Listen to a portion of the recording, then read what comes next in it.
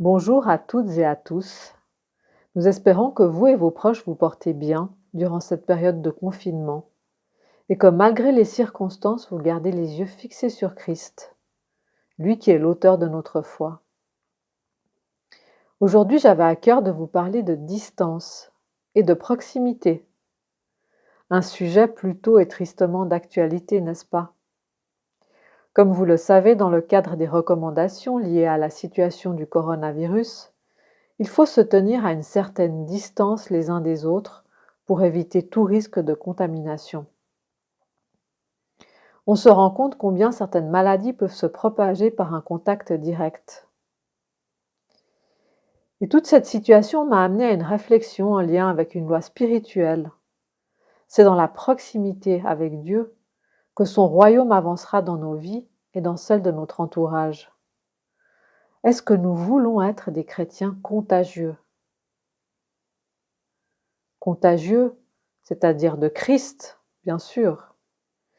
Si oui, c'est dans notre proximité à Christ que nous allons pouvoir déverser autour de nous ce qui se répand dans nos cœurs selon le verset de Jean 7, 38 qui dit « Celui qui croit en moi, des fleuves d'eau vive couleront de son sein. » Amen. Je souhaiterais poursuivre avec un passage qui parle de la vie de Pierre. Ouvrons nos Bibles et plongeons-nous pour cela dans Matthieu 26, verset 58. Ce passage fait suite à l'arrestation de Jésus. Il y est écrit « Pierre le suivit de loin, jusqu'à la cour du souverain sacrificateur et s'assit avec les serviteurs pour voir comment cela finirait. » La version Sommer dit « Pierre le suivit à distance, jusqu'au palais du grand prêtre, et il entra dans la cour où il s'assit au milieu des gardes pour voir comment cela finirait. » Nous allons nous arrêter un petit peu sur cette vie de Pierre. Qu'est-il arrivé pour que ce disciple suive Jésus de loin et finisse même par le renier? Pourtant, à ses débuts, rien ne laissait présager cela. Pierre, c'est celui qui a été appelé par Jésus alors qu'il pêchait avec son frère André, à devenir pêcheur d'hommes. Et il est écrit dans Matthieu 4, versets 18 à 20, « À cet appel, les deux frères laissèrent aussitôt les filets et le suivirent. » Pierre, c'est celui qui fit partie des disciples de Christ et en tant que tel assista à de nombreux miracles. On peut voir par exemple dans Marc 5, versets 22 à 41, le récit de la résurrection de la fille de Jairus. Pierre, c'est celui qui a marché sur l'eau, dans Matthieu 14, versets 28 à 31. Pierre, c'est celui qui a confessé que Christ est le Fils de Dieu. On peut le lire dans Matthieu 16, versets 13 à 16. Pierre, c'est celui qui a été présent lors de la transfiguration, dans Matthieu 17, versets 1 à 8. Je vous encourage à relire tous ces passages vraiment édifiants. Mais Pierre, c'est aussi celui qui a renié Jésus 3 fois. On peut le lire également dans Matthieu 26, versets 69 à 75. Comment se fait-il que cet homme, qui avait vécu tant de choses extraordinaires, qui avait été en contact étroit et quotidien avec Christ, qui avait été enseigné par lui, que cet homme-là en arrive à renier Christ? Là, nous pouvons voir deux choses qui l'ont amené à cet état-là. Tout d'abord, on se rend compte que Pierre est resté seul. À la suite de l'arrestation de Jésus, tous les disciples abandonnèrent Christ et prirent la fuite. On ne sait pas ce que sont devenus les autres disciples à ce moment-là. Mais le récit met le focus sur Pierre que l'on va suivre jusqu'au reniement. Jésus lui-même avait annoncé d'ailleurs ce qui allait se passer alors qu'il célèbre la Pâque avec les disciples. Il dit « Je frapperai le berger et les brebis du troupeau s'enfuiront de tous côtés. » Il n'est pas bon pour un homme ou pour une femme de vivre sa foi seul. Dieu nous a donné des frères et des sœurs en Jésus afin que nous puissions nous soutenir mutuellement quand les temps sont mauvais. Et les temps mauvais arrivent tôt ou tard. Ne le sont-ils pas d'ailleurs actuellement dans les situations que nous vivons? Jean 13, verset 35 dit « À ceux-ci, tous connaîtront que vous êtes mes disciples, si vous avez de l'amour les uns pour les autres. » Les disciples n'ont pas su veiller et prier avec Jésus. Ils se sont non seulement enfuis, mais ils se sont tous séparés.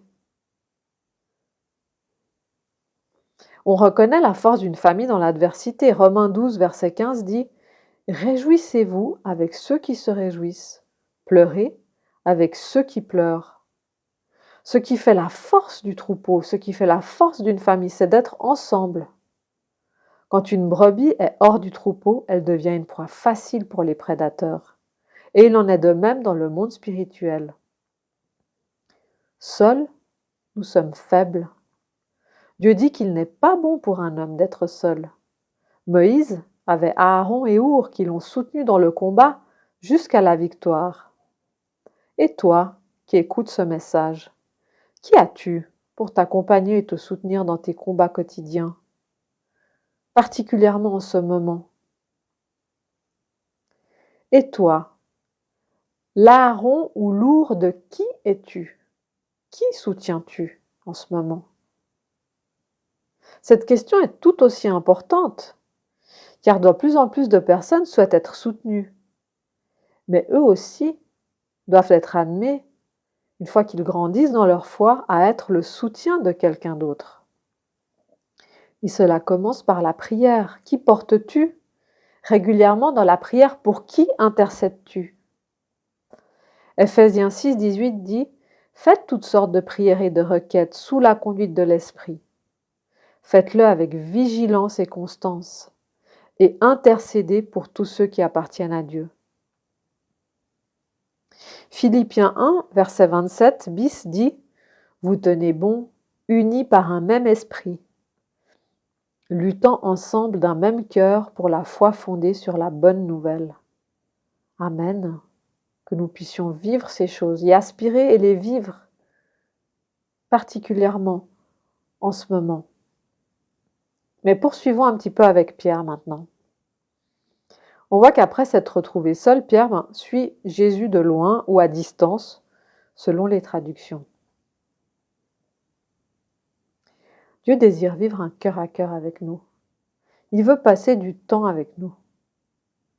Il a appelé son fils Jésus Emmanuel, le Dieu qui sauve et ce Dieu qui est avec nous. Il a vraiment ce désir car il nous aime profondément, mais aussi parce qu'il sait que sans lui, nous sommes livrés à notre chair et à l'ennemi. Veillez et priez, car l'esprit est bien disposé, mais la chair est faible. Puis il y a cet autre verset qui dit que Satan rôde comme un lion rugissant cherchant qui dévorer. Ce matin, à quelle distance de Jésus nous trouvons-nous? Est-ce que nous sommes proches de son cœur? Est-ce que nous arrivons à vivre des temps de cœur à cœur avec lui? À prier, à lire, méditer sa parole, à le contempler, l'adorer, le louer, faire silence en lui, chercher sa face, à être à son écoute? Ou est-ce que nous sommes tellement pris dans le tumulte, dans les soucis, dépassés par ces circonstances qui sont à quelque part extraordinaires et extraordinairement difficiles? Est-ce que nous nous nourrissons peut-être que de mauvaises nouvelles? Est-ce que les difficultés de la vie, les péchés, le découragement, les déceptions nous tiennent encore bien éloignés de lui? Pourtant, Dieu a prévu et sait comment nous rejoindre dans ce moment d'éloignement. Il l'a fait avec Pierre, car tout comme il avait annoncé son reniement à 3 reprises, il avait aussi prévu sa restauration. Lisez ce passage dans Jean 21, versets 15 à 17. Ce brisement de Pierre et sa restauration ont amené ensuite à ce qu'il devienne un homme dont on dit que son ombre même guérissait les malades. Acte 5, versets 15 à 16. Je souhaitais vraiment terminer avec cette question: à quelle distance est-ce que je suis? Est-ce que je dois me rapprocher? Et si je suis proche de son cœur, est-ce que je suis ce chrétien contagieux? Est-ce que je suis ce chrétien qui soutient mes proches, mes voisins, mes frères, mes sœurs? Demandons à Dieu de venir par son esprit nous fortifier dans ces choses. Prions ensemble. Merci Seigneur, car tu es ce Dieu Emmanuel, toujours avec nous. Merci Seigneur, car tu es ce Papa qui nous prend dans ses bras d'amour. Nous voulons nous rapprocher encore plus de toi, confirmer ou restaurer notre confiance en toi. Merci Seigneur, car tu donnes de la force à celui qui est fatigué et tu augmentes la vigueur de celui qui tombe en défaillance. Nous te remettons cette nouvelle semaine qui arrive et nous avons cette assurance que tu es là, en nous et avec nous, dans toutes nos circonstances. Merci de ta présence vivifiante et de ta fidélité. Dans le précieux nom de Jésus. Amen.